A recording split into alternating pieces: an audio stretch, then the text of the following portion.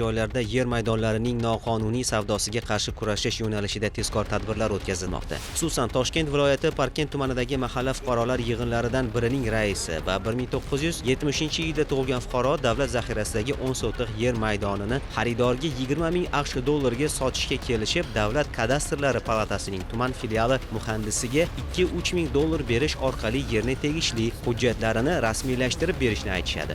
Davlat xavfsizlik xizmati xodimlari tomonidan iqtisodiy jinoyatlarga qarshi kurashish departamenti va ichki ishlar organlari bilan hamkorlikda o'tkazilgan tezkor tadbirda mahalla raisi, kadastr muhandisi hamda 1970-yilda tug'ilgan fuqaro 17 ming AQSh dollari va 37 million so'm olgan vaqtlarida ushlandi.